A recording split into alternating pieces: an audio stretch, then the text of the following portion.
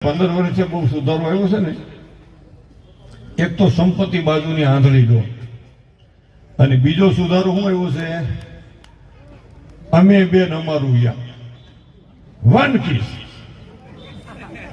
અમે બેન અમારું યક, અમે બેન અમારું યક.